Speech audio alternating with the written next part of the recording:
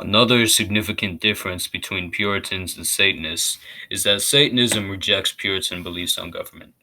In contrast to Puritans, whose government sponsored scientific discovery, Satanists believe in scientific skepticism.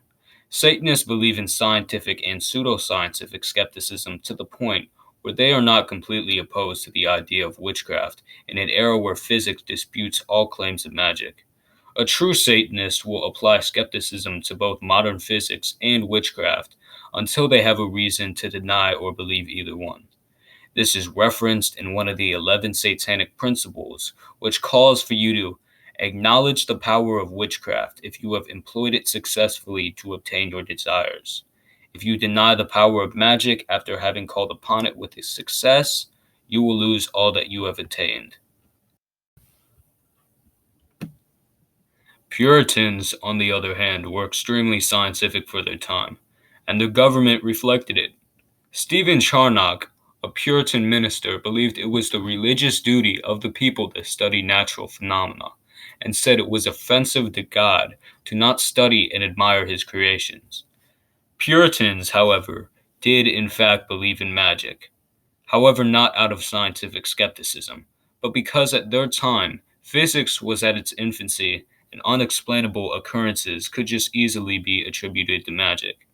Since magic and witchcraft were mentioned in the Bible, and the science of the Puritan era did not contradict the Bible, the people had no reason to believe that the Bible was not purely scientific. Therefore, the average Christian was not skeptical of the science of the time whatsoever. Furthermore, Puritans are theocratic while Satanists are meritocratic. Puritans were mildly democratic, however, did not usually elect priests. The sons of priests who had great knowledge of the Bible were often just trusted to enforce the Word of God. However, they could still be put to trial by request of the people in front of other priests. During colonial American times, priests were not necessarily more educated than the average individual, and likely only literate enough to read the Bible. However, they were still put in authoritative positions. Satanists, however, are extremely democratic as a product of their meritocracy, the belief that people should be elected on the basis of their skill and education. Satans are meritocratic because they expect world leaders to create new laws based on the time, rather than enforce old laws whose legitimacy is based on a subjective religion. Most importantly, however, Satanists believe in separation of church and state.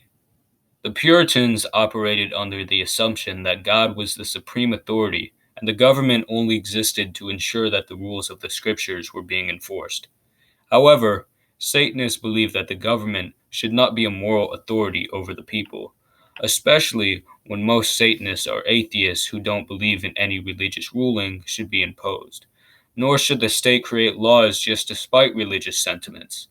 Satanists believe that the government should only exist to ensure the liberties of the people, rather than to further the motives of any moral philosophies, including Satanism.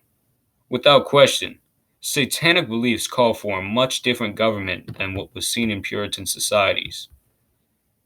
In conclusion, Satanism is a complete rejection of Puritan ideals, which just speaks to the influence that Puritanism has on modern society. While Puritan philosophies such as community, Christianity, hard work, and honesty are engraved in our society today, it gives birth to people who are essentially fed up with the status quo enough to create new philosophies that completely reject it. Satanism is gaining increasing popularity amongst millennials, but whether Satanism will ever rise to the prominence of Puritanism is very unlikely. However, it is interesting to think about how in just a few millennia, everything could be completely different.